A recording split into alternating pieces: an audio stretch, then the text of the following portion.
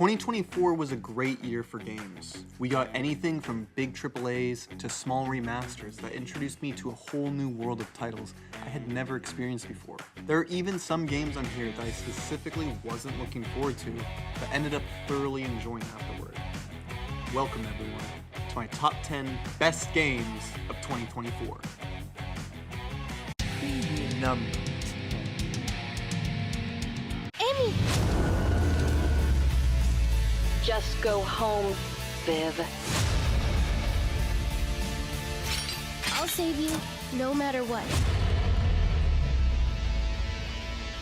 Don't worry, Viv. Everything is going to be spectacular. I'm happy here. So happy. When Jason Blum stole the show last year at the Summer Games Fest to announce his new studio, Blumhouse Games, I was intrigued, and to be honest, a bit skeptical. He is known for his popular horror movie franchises that have grossed nearly $6 billion worldwide. And his next big move is to get his feet wet in the gaming world. With Fear the Spotlight being the first of many indie-developed horror games being fully funded by Blumhouse, the sky is the limit for these smaller studios. I'm happy to say that their first title, Fear the Spotlight, is an absolute blast. Developed by just 2 people, Cozy Game Pals is a completely independent studio that focuses on small-budget mobile games. With Fear the Spotlight being their first big game, it definitely contrasts with what they have done in the past. Fear the Spotlight is simply a love letter to old-school survival horror fans, and for those, like me, who adore the PS1 graphics style.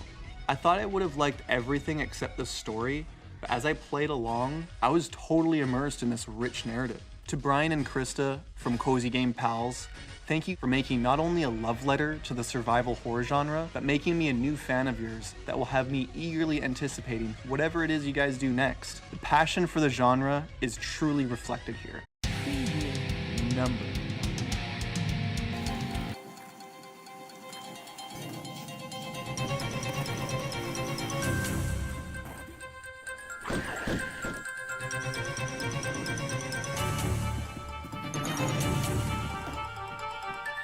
With Tomb Raider Remastered, I know it's a collection of the first 3 games that were released on the PS1, but for the sake of this video, I will be referring to the first one since I am still playing through it for the first time. Tomb Raider was originally released in 1996 for the PS1 and was considered a genre-defining hit of the generation.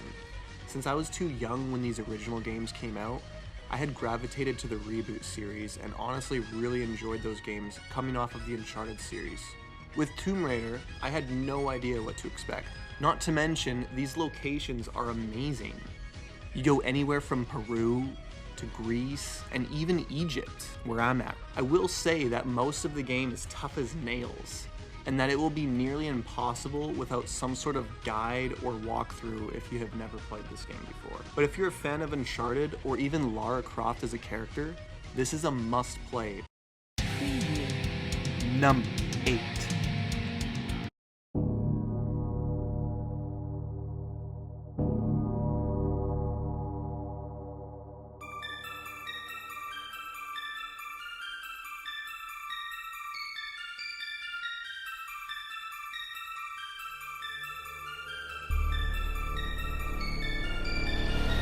Another game I had previously never played before, let alone hear about. Clock Tower Rewind preserves everything about the original that made it great, as well as adding in brand new art, quality of life improvements, and a captivating new intro cinematic. Right from the trailer drop on PlayStation, I knew I had to get my hands on this game. From a surface level, this game is pretty bare bones, and you'd be wondering why a game like this would be on here. I think the gameplay mixed with all the scares and disturbing sounds really got to me when I first played.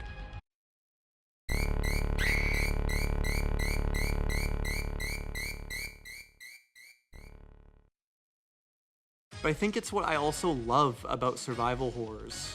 It creates an intense environment that will keep you on the edge of your seat. Overall though, this game made me fall in love with the Clock Tower series, and I plan on playing every game to get more out of Jennifer Simpson's nightmarish escapades. Number 7. Patron of the fallen angels, protector of the Chukulimani, the Great Circle.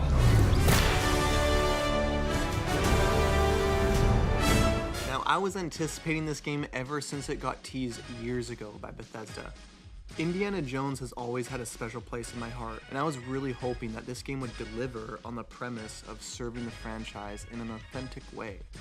I know some people disagree with the first-person point of view and how it's out of the norm for indie games, but I find the choice to be quite refreshing. I absolutely love how this game really makes you feel like Indiana Jones, whether that be punching baddies in the face, cracking Indy's signature whip, or even solving really interesting puzzles that actually surprised me by how good they were. Machine Games has done an excellent job at capturing the pure essence of Indiana Jones, and it truly shows. It's so great to see Disney have interest in making more Indiana Jones games, even if it's not set in stone. This is a great chance for Indiana Jones to come back in a big way, and I couldn't be more excited for what they end up doing next. Number 6.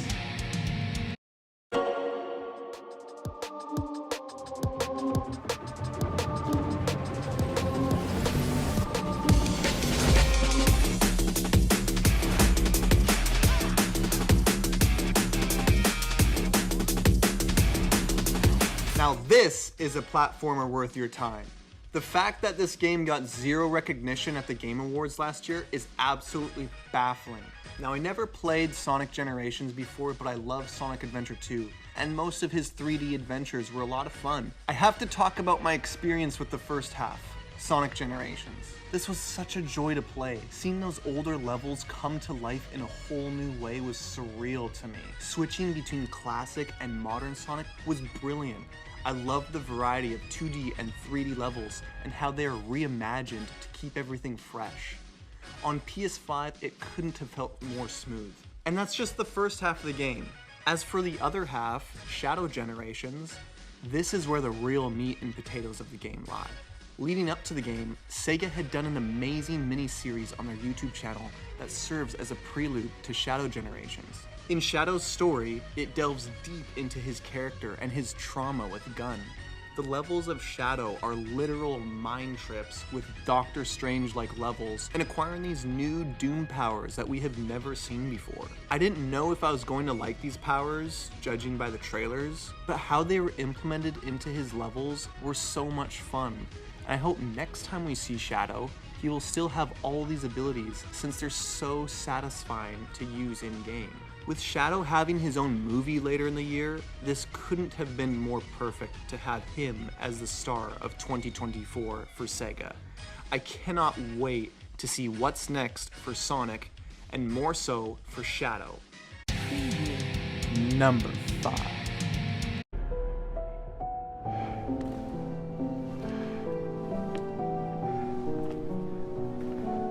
Mary?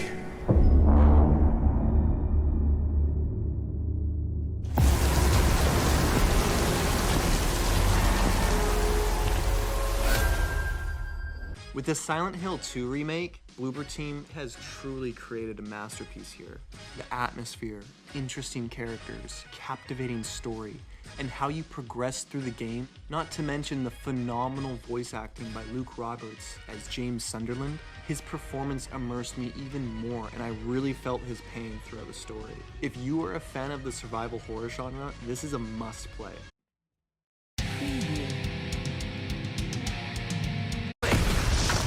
You're the winner! Next team!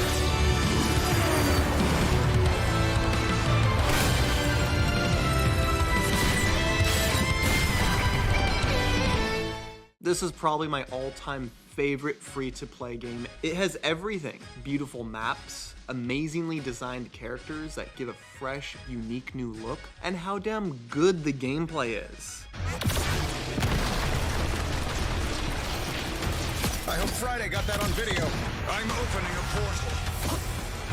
Don't mess with the amazing Spider-Man! Be strong together. Join together. Drown them. I'm everywhere. Your powers are mine!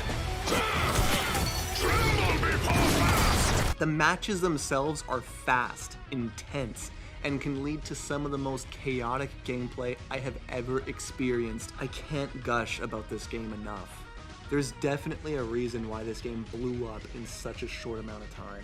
You made Square Enix's Avengers look like an absolute clown show.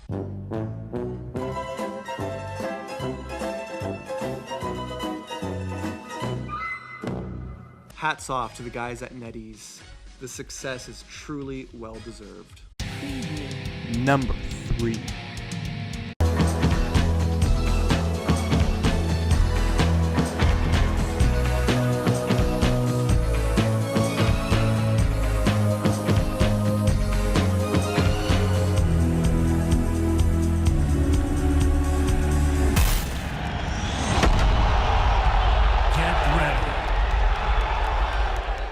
How do you evolve a game that has created its foundation in the 3D fighting game space for years and can satisfy newcomers and longtime fans alike? This is something Harada and his team do exceptionally. I may not be a huge Tekken fan, as it's something my brother grew up with, but when I was old enough, I got Tekken 6 because that was the latest installment at the time.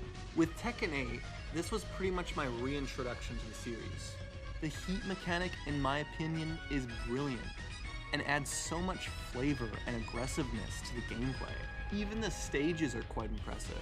Just learning a character is fun in itself. I couldn't believe all of the moves that each character has. I really appreciated the variety here. And with a whopping base roster of 32 characters without DLC, that is nothing to scoff at. As for the story, it is so good. I feel like Tekken isn't supposed to be known for its story, but here, I felt like I was experiencing a high-budget movie with the stakes at their highest. You also gotta love how Harada likes to troll. 映画見る前に休憩から帰ってきてるといいんですけど。JGCR, I have one comment for you. Heihachi Mishima is completely dead.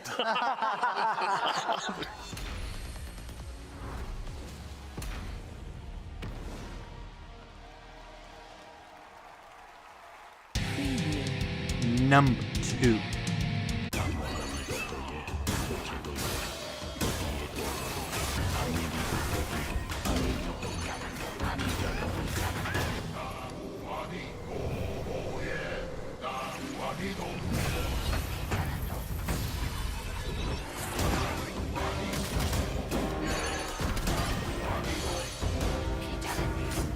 After thinking this game was never going to come out when it first was revealed years ago, I pretty much gave up on it. And the overabundance of Souls-likes didn't help either.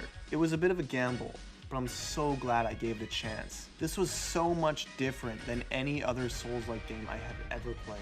The gameplay is so refreshing and unique. With such interesting lore adapted from the 16th century novel Journey to the West, I found myself hooked on one of the toughest games I have ever played. Each boss posed as a unique challenge to overcome, and it was so rewarding getting past some of those really tough ones. There's just so much offered here for the gameplay, and the options they give you to fit your own playstyle. This was a fantastic job by Game Science, and is truly a remarkable achievement for the studio. Number 1. What we've done, that's set in stone. The past is forever. But the future, even if it has been written, can be changed. So focus on the future, not the past. He wants to finish what he started. He wants to reclaim his birthright and rule over the planet with Jenova at his side. It's hard to put into words how this game made me feel. It was such an incredible journey that started with the remake. I remember seeing footage for their game and thinking it was pretty cool, but I had never played a Final Fantasy game before. When I gave Final Fantasy VII Remake a chance, I was shocked at how high quality it was. This was something that fans have wanted for decades. So going into Final Fantasy VII Rebirth, my expectations were through the roof. I simply adore this game and its world. The characters are just the icing on top. When you travel to Costa del Sol for the first time, or even the Golden Saucer, you just feel like you're in this grand adventure. The last thing I'll mention is the music, which absolutely knocks it out of the park. Aerith's performance alone at the Gold Saucer was enough to win Music of the Year.